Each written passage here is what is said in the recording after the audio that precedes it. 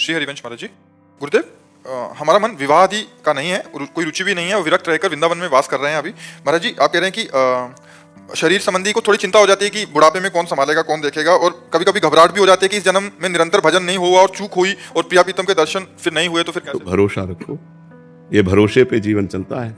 अगर हम भगवान के भरोसे हैं तो हम अपनी तुम्हें बताएं, आज के बहुत 16-17 वर्ष पहले की बात, हालत ऐसी खराब कि शरीर उठने लायक नहीं, स्वयं पानी लेके पीना है, स्वयं रोटी मांग के खाना है, दवा के लिए पैसे नहीं, एक आदमी हमारे पास नहीं। तो सैमसी है जहाँ गुरु आश्रम पहले था, बच्चापन से जहाँ जुड़े थे, तो वहाँ के लोगों को जब पता चला तो गाड़ी भरकर लोग आए। उनका हम ऐसी दशा में आपको वृंदावन नहीं रहने देंगे, आप चलिए, हम सब पूरे गांव वाले आपकी सेवा करेंगे, पूरा गांव चंदा लगा के, चाहे लाखों रुपए महीने की दवा चले, आप चिंता न करो। नहीं, हम मरने वाले हैं तो प्रभु के लिए, हम जिए तो प्रभु के लिए। ये नहीं कि हम धाम छोड़ दें, अपना निष्ठा छोड़ दें। आप लोग जाइए, आपका हम बहुत बहुत धन्यवाद देते हैं कि आपने सहानुभूति दिखाई, और जब वो गए तो निश्चय किया मुझे मरना है। ये हम अंदर की बात कहते हैं, मुझे मरना है लेकिन भगवान के लिए मरना है। अब मैं धाम नहीं छोड़ूंगा, और निष्ठापूर्वक भगवान बदल गया। देख लो आप, ये वो व्यक्ति है जिसको मांगने से रोटी भरपेट नहीं मिली। आज 500 आदमियों का बाल भोग बनता है, 500 आदमियों का राजभोग बनता है, 500 आदमियों का शयन भोग बनता है। हमें अपने मालिक पर विश्वास रखना चाहिए कि उसका वैभव कितना बड़ा है। उसका देखो, आज एक बच्चा हमें पानी पिलाता है तो दूसरा बच्चा हमारा मुंह पोंछता है। सैकड़ों बच्चे, ये सब नौकरी पेशा वाले, सब सरकारी नौकरियां छोड़कर हमारी सेवा में हैं, और एक दूसरे से होड़ लगी रहती है कि यार तुम सेवा तो कल की ज्यादा की आज मैं करूंगा। आप विचार, अपना बाप का पैदा किया हुआ बेटा भी सेवा करना नहीं चाहता अपने बाप की, और ये अन्य बाप से पैदा हुए और ये सेवा कर रहे, हमारे लिए जीवन हमको दे दिए। कौन है? भगवान का सारा खेल। तो हमें पहली बात तो ये नहीं सोचना चाहिए कि बुढ़ापे में मेरी सेवा कौन करेगा। जिसके लिए हमने जवानी दी तो वही बुढ़ापे में आएगा। अब बुढ़ापे में हमारे लड़का बच्चा थोड़ी है, हमारा परिवार थोड़ी है। तो हमको ये संशय तो नहीं करना चाहिए कि हमारा बुढ़ापे में कौन सेवा करेगा। जो भगवान है, सच्चिदानंद है, वो जिसकी शरण में वही देखेगा। और परिवार, संसार, अच्छा मान लो हमारा ब्याह हो गया, पति मर गया, तो फिर हम ऐसे रह गए। अगर हमारे भाग्य में दुख लिखा है तो हम चाहे जितना प्रयास कर लें, हमें दुख ही मिलेगा। और अगर सुख लिखा है तो हमारे भाग्य में तो सुख ही लिखा है। क्यों? क्योंकि भगवान है, हम भगवान की शरण में हैं। विचार करो, जिस गरीब बाबा जी को रोटी मांगने से नहीं मिलती थी, आज रोज या तेरे दिन डायलिसिस होता है। भरोसो दृढ़ इन चरणन केरो, भरोसो दृढ़ इन चरणन। जब प्रभु के चरणों का हम भरोसा कर लेते हैं तो फिर ये प्रश्न नहीं होना चाहिए कि मेरी वृद्धावस्था में कौन सेवा करेगा। नहीं, ये नहीं सोचना चाहिए। हमने जीवन भगवान को दिया है, अगर वो तड़प तड़प करके मरने का अवसर आएगा तो हम तड़प तड़प कर उन्हीं को पुकारेंगे, राधा राधा, और मर जाएंगे हम उनके लिए। तो उनके लिए जब समर्पित हो गए, अरे पूछो मत, पूरा जगत प्यार कर रहा है, पूरा जगत प्यार कर रहा है। जब प्रभु के लिए मरने के लिए तैयार हुए तो उन्होंने अमर कर दिया। सब रूपों में हमारे भगवान आकर हमें प्यार करते हैं, तो हमें विश्वास दृढ़ रखना चाहिए अपने भगवान पर। ये हमने देखा कि जब हमारी आवश्यकता पड़ी तो मेरे भगवान ने ऐसा विशाल स्वरूप कर दिया, पूछो मत। तो भरोसो दृढ़ इन चरणन के, यदि भगवान का भरोसा है तो पक्का समझो उनका ऐसे बदलने में देर नहीं लगती। भगवान का भरोसा दृढ़ रखना चाहिए, वो आर पार का निर्वाह करने वाले वही हैं।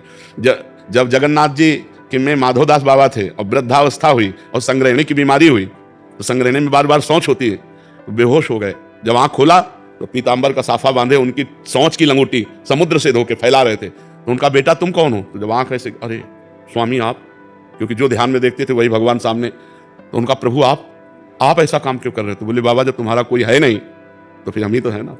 तो विश्वास करो, वो अपने जनों की सेवा विविध रूपों में आके कर जाता है, वो विविध रूप बदल कर आता है अपने भक्तों की सेवा। जब तुम्हारे पास कोई सेवा के लिए नहीं होगा तो भगवान स्वयं सेवक बनकर के आ जाएगा, क्योंकि जीवन भगवान को समर्पित किया है। दृढ़ विश्वास हो, सच्चाई से चले तो फिर निर्वाह भगवान कर देते हैं। गुरुदेव भगवान, आपके श्री जी के अलावा कोई आश्रय नहीं, एक बार आप बोल दीजिए, आप हमेशा मेरे साथ रहोगे। श्री जी ही सबके साथ है, श्री जी, क्योंकि ये शरीर तो आज है कल नहीं, इसका भरोसा नहीं। देखो, ये शरीर नाशवान है, इसका भरोसा नहीं। इसका भरोसा तो धोखे का भरोसा होगा। ये आज शरीर है कल नहीं, लेकिन ये जो अंदर है वो था, वो है और वो रहेगा। जो अंदर तत्व है वो था, वो है, वो रहेगा। वही श्री जी का निज स्वरूप है, वही श्री जी का निज जन है। श्री हरिवंश महाराज जी। महाराज जी, असंग कैसे रहा जाए, इसके क्या नियम है? मतलब इनका डिवोर्स हो गया महाराज जी, उसके बाद जीवन में असंग रहने, मतलब चाहते हैं कि मानसिक और आध्यात्मिक उन्नति होती रहे उनकी, और आजकल के मॉडर्न जमाने में कैसे महाराज जी इसको?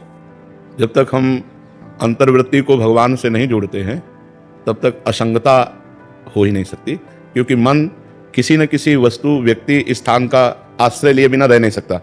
इसका स्वभाव है, ये आश्रय लेके ही रहेगा। देखो, आप शांत होकर देखो तो कोई व्यक्ति चल रहा है दिमाग में, या कोई वस्तु, या कोई स्थान, या कोई घटना, या कोई परिस्थिति, वो आश्रय लेकर उसका चिंतन करता रहता है। तो इसके इन आश्रयों का, जो पूर्व में आश्रय लेकर अपने अंदर कैसेट बना लिए, जब हम नाम जप करते हैं तब हमें खोल के दिखाता है कि ये कमाई है हमारे पास, तो हमें उसे डिलीट करनी है और नई होने न पावे। इसके लिए हमें हर समय नाम जप करना है, अंदर से वृत्ति जोड़नी है। अब बाहर से अंगुली से माला चल रहा है और जबान चल रही मुख में और मन चल रहा है संसार में, तो भी असंग नहीं हो पाए। मन मैयासक्त मनाह पार्थ, भगवान ने कहा मेरे में आसक्त मन वाला बने। तो भगवान की जब हम लीला कथाएं सुनते हैं, जैसे भागवत का 10वां स्कंद है, हम स्वयं पढ़ें, हम खूब कानों से सुने, भगवान की लीला कथाएं सुनते हैं, भगवान का नाम जप करते हैं और भगवान के मार्ग में चलते हैं, तो हमारे अंदर एक पावर आता है, भागवतिक पावर, उससे हम असंग रहते हैं। हमें अच्छा ही नहीं लगेगा, ऐसे लगता है कि मैं अकेला हूं, कोई तो मेरा होना चाहिए, ऐसा लगता है ना, सबको लगता है। जिसकी हम गोद में सर रखकर चैन से सो सके वो केवल भगवान है। नहीं तो संसार कपटी है, ये पाए जान जगत में सब जन कपटी कुटिल कलयुगी टंच। ऊपर से क्या है अंदर से क्या है जान पाना बड़ा कठिन है। ऊपर से कुछ और भाषा है और दिखावा है, और अंदर से बहुत और दिखावा है। तो एक है जो भीतर और बाहर दोनों से एक है, वो भगवान है। भगवान का हम आश्रय लें, जिससे भी मिले हमारा पवित्र व्यवहार होना चाहिए, गंदा आचरण नहीं होना चाहिए। कोई हमको गाली दे तो हम सुन के सह जाएं, हम किसी को पलट के गाली ना दें, और नाम जप करें तो धीरे धीरे हमारे अंदर अध्यात्म की वो योग्यता आएगी जिसे असंगता कहते हैं। असंगो हम पुरुषा, मैं असंग हूं, यह ऐसा अनुभव होगा, क्योंकि वास्तविक हम असंग हैं।